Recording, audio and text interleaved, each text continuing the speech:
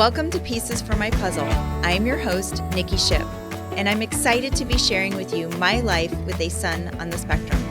This podcast is for anyone who is looking for quick tips and perspective, but most of all, for hope and inspiration.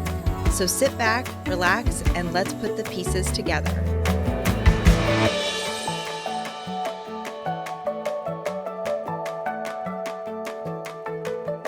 Hello, and welcome back to another episode of Pieces for My Puzzle. I'm your host, Nikki Shipp. Thank you so much for tuning in today. Last week, we talked about emotional support for parents and how you can support parents who have children on the spectrum, as well as some direct quick tips for parents as well. So if you didn't get a chance to tune into that episode, please do.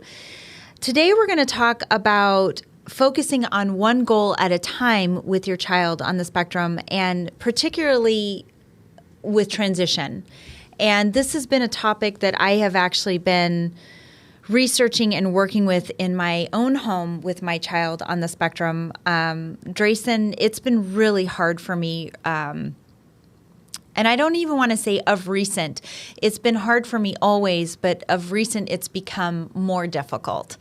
And Drayson has a really hard time transitioning from one place to another. So anytime we leave the home, anytime we're headed to some place as simple as the grocery store, there's usually always a big production that's involved to just get him out the door.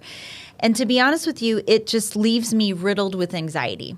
It puts me in a tailspin, and I know sometimes he feeds off of my emotion, and I've really had to work on trying to figure out tools and resources to help him with transition. So one of the biggest goals that we've continually worked on with him is transitioning. And ironically, yesterday I actually had a meeting with his care team in home, and I found myself getting really, really emotional about it.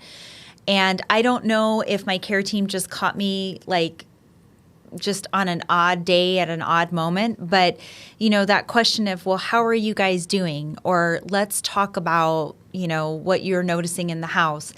And I just got super emotional. And quite honestly, I had no idea how much it was really affecting me.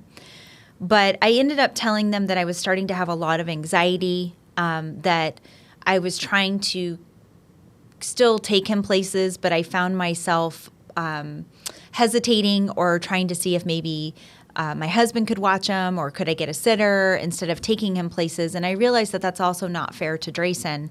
So I've recently tried to figure out ways to transition him. And I've learned that things can get more difficult as your child gets older. So he is now 10, almost 11, and I'm starting to notice that it's becoming more difficult. And so I'm realizing that I need to put some things in place to help him now so that it's not harder later. And the biggest thing that we've been coming across recently is lots of interruption with Drayson. So we will go, let's say, to our neighbor's house. We'll go over to our neighbor's house, and we'll be there for maybe 5 minutes. And as soon as we get there, now we've gotten him transitioned. He's there. Okay, great. Yay, we made it. And it's, can we go home now? And it's to the point where it's gotten really intrusive. I will be having a conversation with a friend or talking with a group, and he will just, can we go home now? Can we go home now? Can we go home now? And he wants the acknowledgement of us going home. And it's been really difficult for me because I can't simply just say to him, we're going to go when I say it's time to go, which is a typical parent response. I mean, when I was younger, if we wanted to go home, that was the response. We'll go in a little bit. Or when we say it's time to go, just enjoy yourself. And you would have to find something to go do. It's not as simple for Drayson. He has to have structure. He has to be redirected. And so trying to explain to him that we'll go in a little bit didn't always work for us.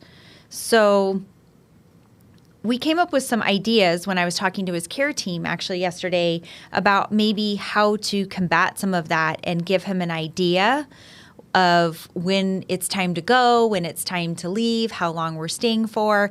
And I didn't even think to bring this up with my care team. And the reason why I wanted to talk about it today was oftentimes we think that if we need to structure a goal around a behavior, well, there's no goal to write. How do you write a behavior for someone that doesn't want to leave the house?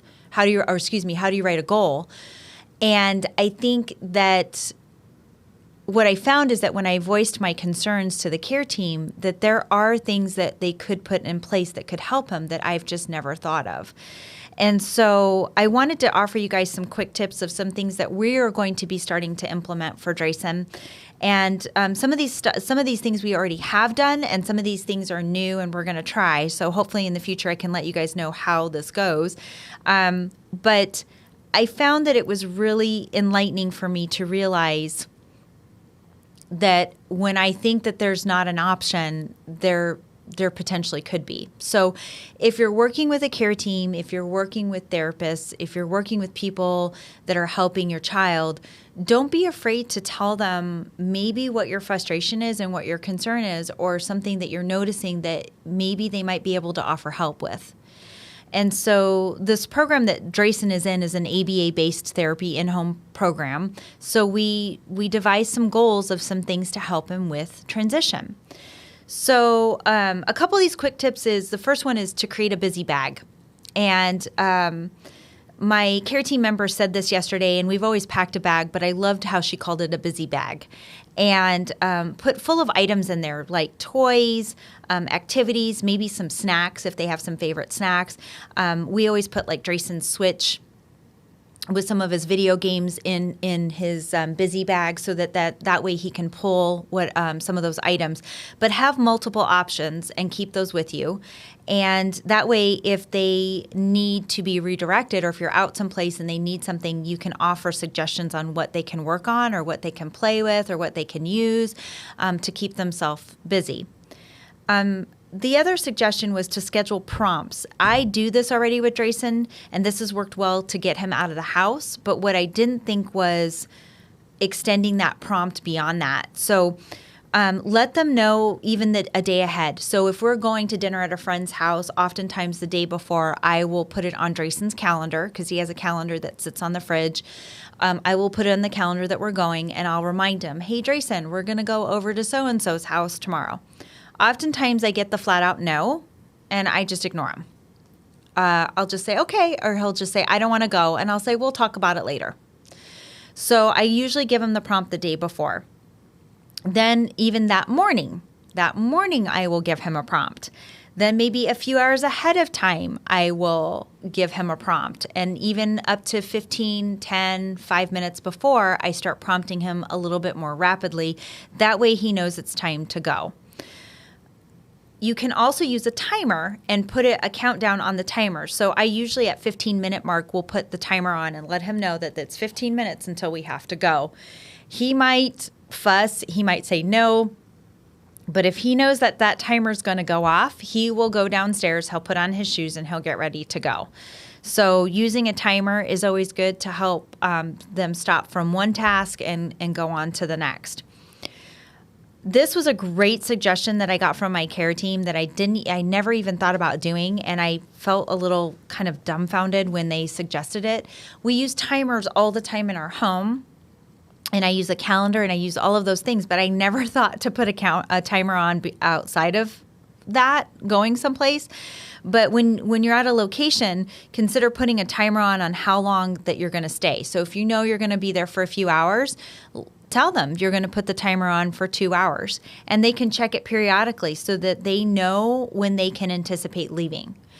And oftentimes that I've felt that when I redirect Drayson or I give him structure to something and he knows what's coming down the pipeline, he's less likely to start asking questions or being intrusive. So if I say to him, we're going to leave in 2 hours and here's the timer, or we're going to leave in 15 minutes, here's the timer, he will stop asking me, can we go now? Can we leave now?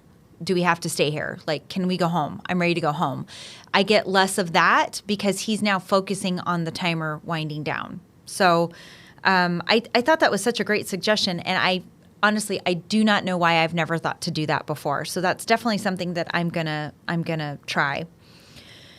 Again, I would highly suggest that you talk to your care team and allow them to help you with a transition goal. I was really, really surprised. I didn't even think that there was something could be formalized in doing that. And this is something that we're starting to do in our home now. So hopefully we'll get some great results.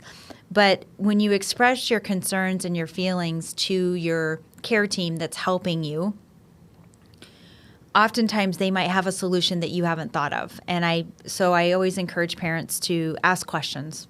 Just ask questions.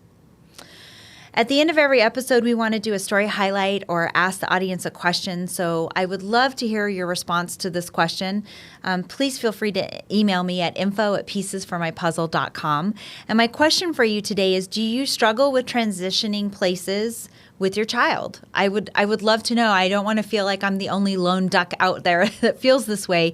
And what has worked for you? Do you have any other tools in your vault that you use to help your child transition from one place to another and be okay being in a different environment or scenario? I'd love to hear your responses. So please feel free to email me at info@piecesformypuzzle.com. And that concludes our episode for today. So please like and follow us on Facebook and Instagram. And feel free to subscribe to our YouTube channel if you haven't already. And please spread the word. Spread the word to friends and family. We want to offer hope and encouragement and support to parents and families with kids on the spectrum. And let them know that there's lots of resources out there to help them. If you like what you're hearing, please also feel free to give us a good rating on your preferred podcast platform of choice. And that concludes our episode for today. So until next time, keep working on your puzzle. And remember, you don't have to have it all solved in a day. Take care.